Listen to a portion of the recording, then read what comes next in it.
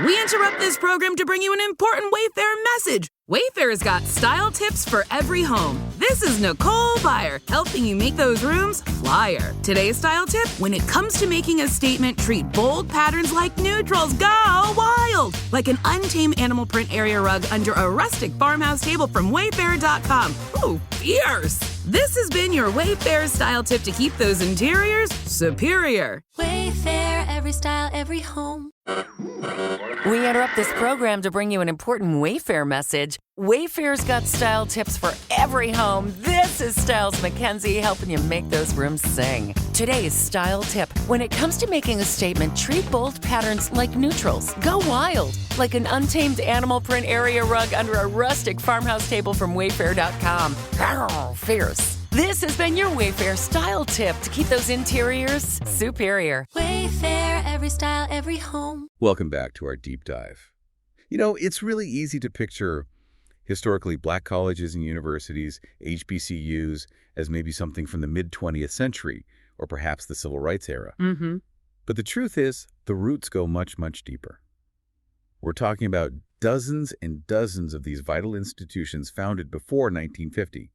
Some stretch back well over 150 years. It's an incredible history, and when you think about the context, severe segregation, outright hostility in many cases, founding a college was, a monumental act. Absolutely. It wasn't just about classrooms and books. It was about self-determination, about carving out a space for opportunity where society was actively trying to deny it. Exactly. So this deep dive, it's really about exploring those origins. What were the initial missions? Who are the people driving this? It's fundamental to understanding the fight for educational equity in America. Right. So if you've ever wondered about the evolution of higher education in the U.S., or maybe the specifics of how these particular institutions battled for existence and impact, well, you're definitely in the right place. We've been digging through historical records, summaries, all sorts of accounts detailing HBCU foundations between roughly 1837 and 1950. It's a huge amount of information, really fascinating stuff. It really is. And our mission today, our goal, is to sort of unpack that. We want to uncover the diverse beginnings,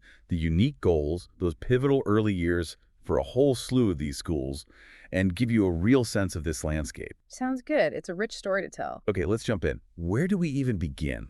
We have to start with the real pioneers, right? The ones established even before the Civil War. Absolutely. That period, say 1837 up to 1865, it's foundational. And what's really striking is that even before emancipation, you see these seeds being planted, often a mix of philanthropy and sheer aspiration from the Black community itself. So first up has to be Cheyney University, Pennsylvania, 1837.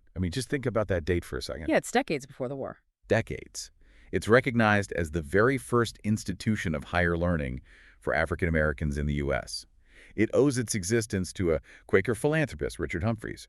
He saw the need, left money in his will specifically for this purpose. Right. And it started as the African Institute, then became the Institute for Colored Youth. The name changed over time, but that core idea was there from day one. What strikes me there, too, is the role of someone like Humphreys, a white philanthropist. It points to some level of collaboration, or at least shared understanding of the injustice, even that early on. It does, though we have to be careful not to overstate it given the times. But yes, individuals like Humphreys using their resources created openings where basically none existed. It thinks that those early, often overlooked cross-racial efforts. Okay, moving forward a bit, 1854, Lincoln University, also in Pennsylvania. This one marks another major milestone. The first degree granting HBCU. Exactly. Founded by Presbyterian ministers John Miller Dickey and Sarah Emlyn Cresson. Their goal was higher education, specifically liberal arts and sciences, for young Black men. It wasn't just basic skills. It was aiming higher. That's a critical distinction. Moving to degree granting status shows a shift, right? It's not just about literacy anymore. It's about developing intellectual leadership, providing an education on par with what was available to white students. A clear step up in ambition. Then, just 2 years later, 1856, we get Wilberforce University in Ohio. Wilberforce. Really significant. Why is that? What makes it stand out? Well, it's the oldest private HBCU continuously owned and operated by African Americans. That's key. It was a joint venture initially between the AME Church, the African Methodist Episcopal Church, and the Methodist Episcopal Church, but the AME Church took full control later. And named after William Wilberforce, the British abolitionist. Right. And its initial focus was classical education and teacher training. That tells you a lot about the priorities, intellectual rigor, plus building the capacity to educate their own. That AME church connection seems vital. Owning and operating meant they could really shape the curriculum, the environment, make it relevant. Absolutely. Agency was huge. And that focus on teacher training pops up again and again. It was about building the infrastructure for education from within the community. Okay, 1857 takes us west of the Mississippi, Harrisville State University. Yeah, in St. Louis. Its origins are a bit different. How so? It was started by the St. Louis Public Schools as a normal school, basically, a teacher training school. And it was the first public teacher education institution west of the Mississippi. Now, it wasn't exclusively for African Americans initially, but it played a crucial role. So a public entity involved early on. That's interesting. It suggests some recognition, at least in St. Louis, of the need for trained teachers across the board. It does, and it shows this push for educational infrastructure wasn't just an East Coast thing. The question, of course, is how accessible it truly was for Black educators at the very start. Right. Then we get to the Civil War years. 1862, the beginnings of Lemoyne-Owen College in Memphis. Yes, started as Lincoln Chapel, an elementary school initially. Founded by the American Missionary Association, the AMA, their goal was pretty direct: educate freedmen and runaway slaves during the war. The AMA was incredibly active in the South, especially during and right after the war. They established hundreds of schools. For Lemoyne-Owen, starting as an elementary school and evolving into higher ed shows that trajectory of meeting immediate needs and then building upwards. You can really see the direct link there. Yeah. The fight for freedom and then immediately the pursuit of education. It was fundamental. Knowledge was power, literally. Okay, so that takes us to 1865, the end of the Civil War. And suddenly, boom, a huge surge in the founding of HBCUs. Why then? What changed so dramatically? Well, emancipation is the obvious answer. Millions of people were newly free, and the thirst for education was overwhelming. After generations of being denied learning, it was seen as absolutely essential for, well, everything: self-determination, economic survival, participating in civic life. It was a powerful expression of freedom. Makes perfect sense. So who's leading this 1865 wave? Let's start with Bowie State University in Maryland. It's the state's oldest HBCU, and actually one of the 10 oldest in the whole country. And how did it start? As the Baltimore Normal School, again, that focus on teacher training, you see the pattern. Maryland needed Black teachers for its Black schools, and Bowie State stepped into that role right away. That teacher training focus. Mm-hmm. Why was it so consistently prioritized? Several reasons, really. One, the sheer numerical need for teachers in Black communities was enormous. Two, teaching was often one of the very few professional paths open to educated African Americans at the time. And maybe most importantly, training their own teachers meant communities could ensure education was culturally relevant, fostering pride, not just academics. Control over the narrative. Absolutely. Also in 1865, we have the roots of Clark Atlanta University. Now, the university itself formed from a merger later on, but the parent institution started here. Right. Atlanta University and Clark College, both trace back to 1865. And Atlanta University is particularly notable, isn't it? Yes, it was the first HBCU to award graduate degrees to African Americans. That's significant. Clark College, meanwhile, was founded by the Freedmen's Aid Society, focusing more on the undergraduate level. So right from 1865 in Atlanta, you have one institution aiming for graduate-level scholarship and another focused on undergraduate access. What does that tell us?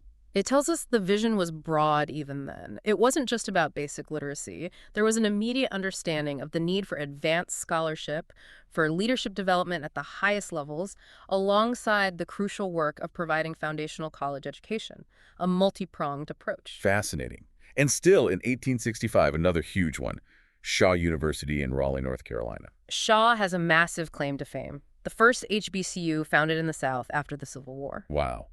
Okay. Established as the Raleigh Theological Institute by the American Baptist Home Missionary Society. Right. And its early impact was staggering. They educated something like nearly 1,000 formerly enslaved people in just the first 4 years.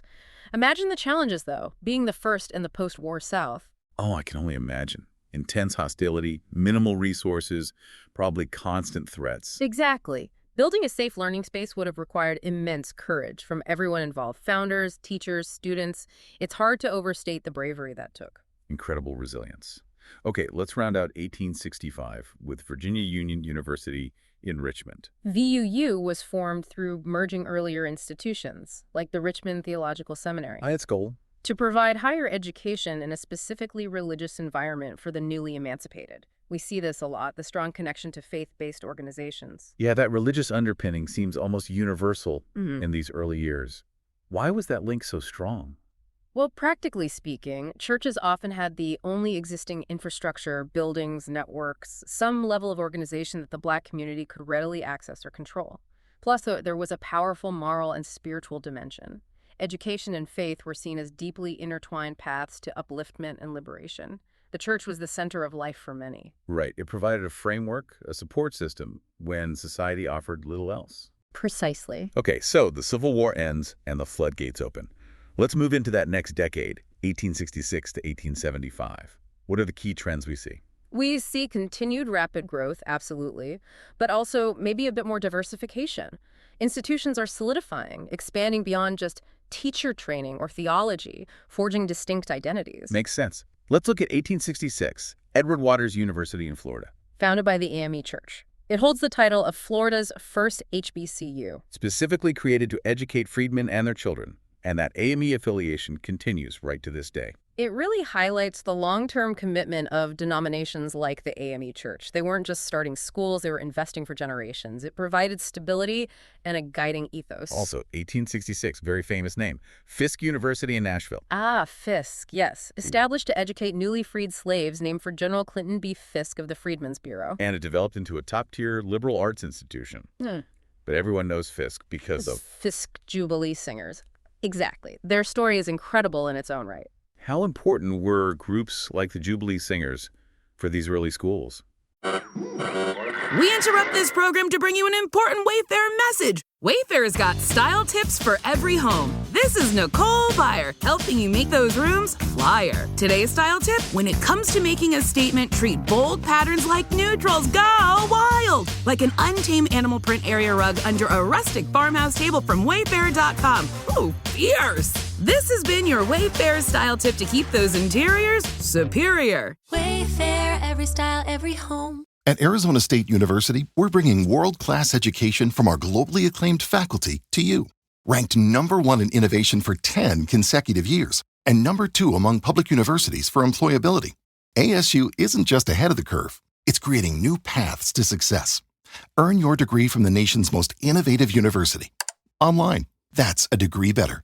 Explore more than 300 undergraduate, graduate, and certificate programs at asuonline.asu.edu. Was it just about music? Oh, it was far more than just music. They were absolutely critical for fundraising. They toured the U.S. and Europe, raising enormous sums, essentially saving Fisk and other institutions from financial collapse. But they were also cultural ambassadors. How so? They introduced white audiences nationally and internationally to the dignity and artistry of Black spirituals and music. They challenged racist stereotypes and raised awareness about the very existence and purpose of these new colleges. They were powerful advocates. Wow. Fundraising, ambassadorship, cultural preservation, all through music. That's amazing. It really is. Okay, another 1866 founding, this one with a unique origin story. Lincoln University in Missouri. Yes, this one is remarkable. Founded primarily by African-American soldiers, veterans from the 62nd and 65th United States Colored Infantries of the Civil War. Soldiers pooling their money to start a school. Exactly. They started it as the Lincoln Institute. It's just an incredible example of self-reliance and foresight.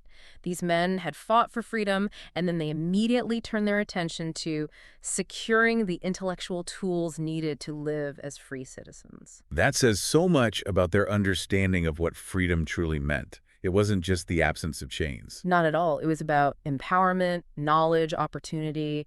Their actions speak volumes. Also, 1866 down in Mississippi, we have Rust College. Right. Founded in Holly Springs. Interestingly, it was initially chartered as Shaw University. Wait, another Shaw University? Yes, that caused some confusion, understandably. It was later renamed to honor Reverend Richard S. Rust, a prominent figure in the Freedmen's Aid Society. But it's one of the oldest HBCUs in Mississippi. Why the name changes and overlaps? Was it common? It happened reasonably often in the early days. There was a relatively small pool of widely recognized names, abolitionists, supporters, religious leaders, that founders wanted to honor. As institutions grew, got new benefactors, or just wanted a unique identity, names would change. It was part of the evolution. Okay, 1867. This year seems incredibly busy for HBCU foundations. Just an explosion. It really was. Reconstruction was underway, and the push for education was intense. Let's start with Alabama State University. Its beginnings sound incredibly humble. Almost unbelievably so. Started in Marion, Alabama as the Lincoln Normal School, founded by 9 formerly enslaved men, known today as the Marion Nine. And how did they fund it? They raised just $500. That's it. An initial $500 pooled together by these 9 men to start a school. It's just a stunning example of grassroots determination. Absolutely inspiring. The commitment is just, wow. Yeah. Also, 1867, Barber Scotia College in North Carolina. Yes, formed eventually from the merger of Scotia Seminary and Barber Memorial College, established by the Presbyterian Church. And its initial focus was specific, right? Yes, initially it was focused on educating African-American women, training women teachers, leaders for the community. It only became coeducational much later. So the Presbyterians saw educating women as a priority early on. What does that suggest? It suggests they recognized the absolutely crucial role women played in families, churches, community uplift. Educating women was seen as key to elevating the entire race. These women's seminaries offered opportunities that were desperately needed in a society that severely restricted options for Black women. Right. Fayetteville State University, also 1867, North Carolina again. Started as the Howard School, like many others, it eventually became a state-supported teacher training institution. That shift to state support, what drove that? Was it purely altruistic? Rarely purely altruistic. It was often a mix of factors. Growing political pressure from Black communities, a recognition by the state of the need for Black teachers, even in a segregated system, and sometimes federal incentives tied to education funding. But the funding was almost always unequal. State support for Black schools lagged far behind white institutions. It was a step, but often a small and grudging one. The separate but equal fallacy in action. Precisely. Okay. We absolutely cannot talk about 1867 without mentioning the giant. Howard University in Washington, D.C. No, you certainly cannot. Howard is unique. Founded directly by an act of the U.S. Congress, named for General Oliver O. Howard, head of the Freedmen's Bureau. That federal involvement is huge. It signaled, at least initially, a national-level commitment or acknowledgement of the need for higher education for African Americans. Its location in D.C. also gave it immediate prominence. And its mission was broad from the start. Liberal arts, sciences, professional schools later on. It aimed high. It really did, and it quickly became a hub for Black intellectuals and a leader in research and civil rights advocacy.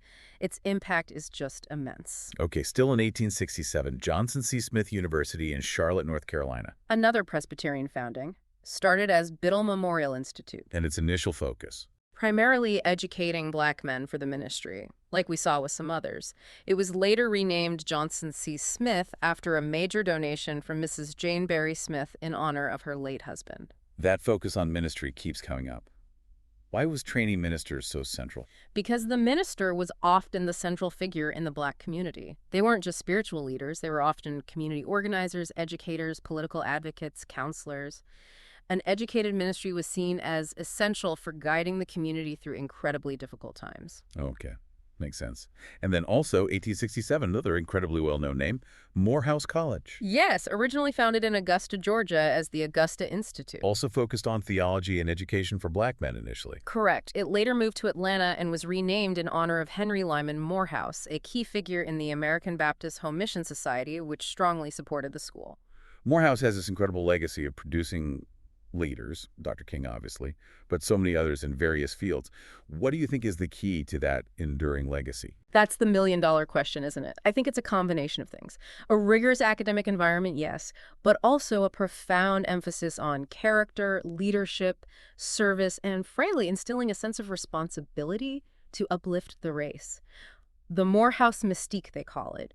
It's about fostering excellence and social consciousness in Black men. A powerful combination. Yeah. Okay, still in 1867, Morgan State University in Baltimore. Started as the Centenary Biblical Institute. By the Methodist Episcopal Church, again with that initial goal of training ministers. Yes. It later became Morgan College and then eventually Morgan State University, a public institution. So another example of that transition from private religious founding to state university status. You just realized your business needed to hire someone yesterday. How can you find amazing candidates fast? Easy. Just use Indeed. Stop struggling to get your job post seen on other job sites. With Indeed sponsored jobs, your post jumps to the top of the page for your relevant candidates, so you can reach the people you want faster. According to Indeed data, sponsored jobs posted directly on Indeed have 45% more applications than non-sponsored jobs. Don't wait any longer. Speed up your hiring right now with Indeed. And listeners of this show will get a $75 sponsored job credit to get your jobs more visibility at Indeed.com/kidsandfamily. Just go to Indeed.com/kidsandfamily right now and support our show by saying you heard about Indeed on this podcast. Terms and conditions apply. Hiring? Indeed is all you need. What are the trade-offs there? Well, the big advantage of becoming public is usually more stable funding from the state, potentially lower tuition, making it more accessible. The potential downside can be less autonomy, more state bureaucracy, maybe political pressures that could dilute its specific mission or focus on the Black community. It's often a complex calculation for these institutions. I can see that. Also, 1867, St. Augustine's University in Raleigh. Founded by the Episcopal Church. Their stated mission was very direct: educate freed slaves.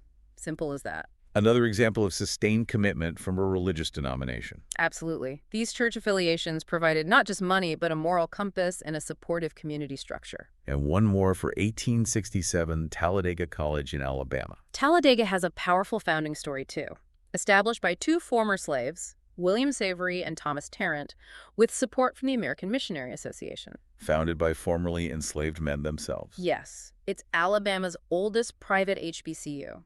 That act of formerly enslaved individuals founding a college, it just speaks volumes about their belief in education as the path forward. It's profoundly moving. Truly. Okay, let's move into 1868, Hampton University in Virginia. Known initially as Hampton Normal and Agricultural Institute. Founded by General Samuel Chapman Armstrong.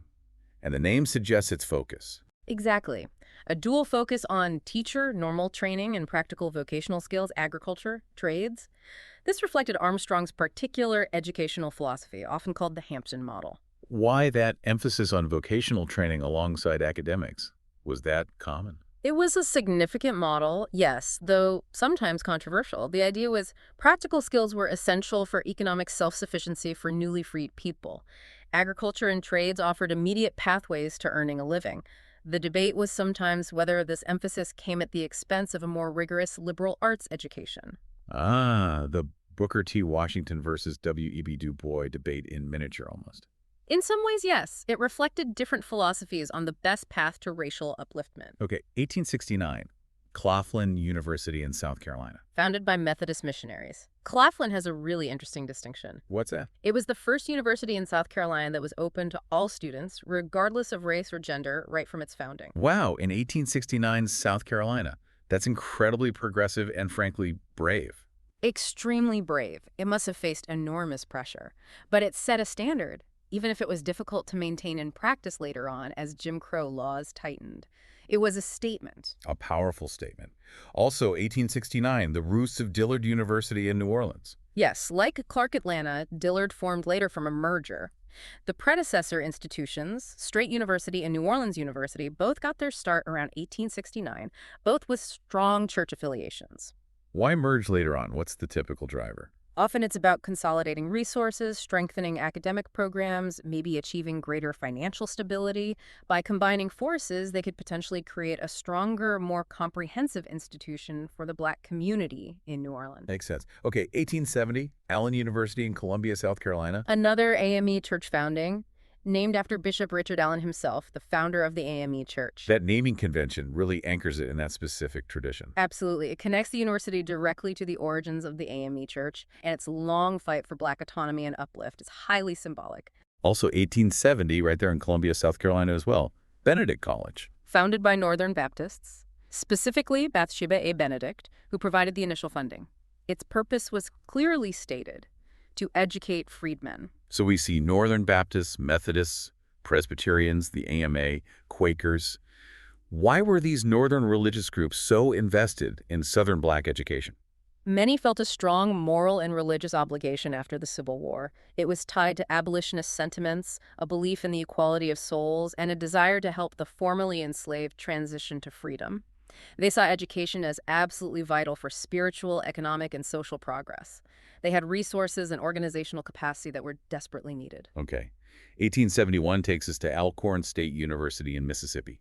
This one's a landmark. Huge landmark. Alcorn was the first black land-grant college in the United States. The first one, established under the Morrill Land Grant Acts, named after the Mississippi governor at the time, James L. Alcorn.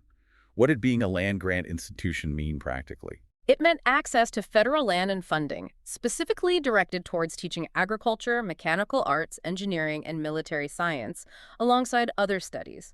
For Black communities in the agrarian South, this was potentially transformative. It provided public resources for practical education vital for economic development. But there's a catch. Right, always a catch. While the Second Morrill Act required states to either admit Black students to existing land-grant schools or establish separate ones, which is what usually happened, the funding for these Black land-grant institutions, the 1890s institutions as they're often called, was consistently and dramatically less than their white counterparts. Separate, but deeply unequal. So a crucial step, but still within that unequal system. Exactly. 1872, Paul Quinn College in Texas. Founded by AME church preachers, started in Austin, later moved to Waco, and now in Dallas, again focused on educating freed slaves and their children. The fact that it was preachers who founded it really highlights that integration of roles we talked about. Yes. Religious leaders were community leaders in almost every sense. They saw a need for education, and they took the initiative, often with very few resources beyond their faith and determination. Incredible. 1873 brings us the University of Arkansas at Pine Bluff. Started as Branch Normal College. As the name suggests, it was established as a branch of the main white Arkansas Industrial University, specifically for training Black teachers. Another example of the state creating a separate institution. Yes, it became a land-grant institution later under the 1890 Act, similar to Alcorn, but its origin as a branch underscores the segregated approach. Also, 1873, Bennett College in Greensboro, North Carolina. Bennett has an interesting history. It actually started as a coeducational institution. Oh, I know it now as a women's college. Right. It transitioned later in the 1920s to focus exclusively on the education of African-American women. It became one of only 2 HBCUs exclusively for women, along with Spelman. Why that shift? What led Bennett to focus solely on women? It likely reflected a specific vision about the need for a dedicated space to cultivate the leadership and intellectual potential of Black women. In a society rife with both racism and sexism, creating an environment tailored to their needs, free from the specific dynamics of coeducation at that time, was seen as crucial for empowerment. A space for them to thrive without those additional pressures. Exactly. Okay, rounding out this period, 1875, Alabama A&M University. Founded as the Colored Normal School at Huntsville. And the founder's story is remarkable. Who was it? Dr. William Hooper Council. A former slave himself, he became its first president. Former slave founding what would become a university. Yes. And he successfully lobbied for it to become a land-grant institution as well. His leadership and vision overcoming his own past under slavery is just another testament to the incredible drive behind these schools. Absolutely profound. So as we move past 1875 into the late 19th and early 20th century, say up to 1950, what changes do we see? We see continued founding, though perhaps the pace slows slightly compared to that immediate post-Reconstruction boom. We definitely see more state-supported institutions emerging, often growing out of normal schools or high schools. The land-grant movement continues to shape many HBCUs. And maybe a broadening of focus beyond just theology and teaching. Yes, more emphasis on liberal arts, sciences, and increasingly specific vocational and technical fields beyond the initial agricultural and mechanical focus of the land-grant schools.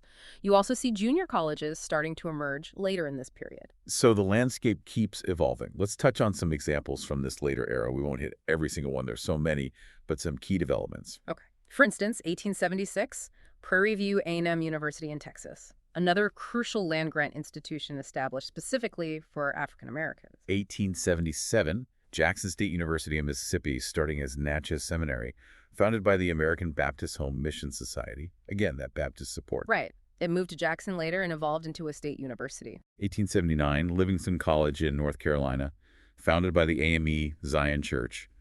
another major Black denomination stepping up. And Payne College in Augusta, Georgia, 1882. Interesting because it was intentionally founded as an interracial effort between Southern white Methodists and the Colored Methodist Episcopal Church, later CME. An explicit attempt at collaboration. How common was that? Less common than institutions founded solely by Black denominations or Northern white groups, especially in the Deep South by the 1880s. Payne's founding is quite noteworthy for that reason. Okay, 1880s.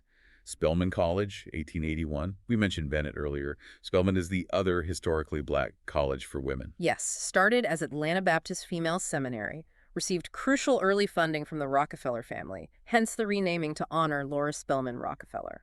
Like Bennett, it focused on providing rigorous academic and leadership training for Black women. And Tuskegee University, 1881 in Alabama, founded by Booker T. Washington.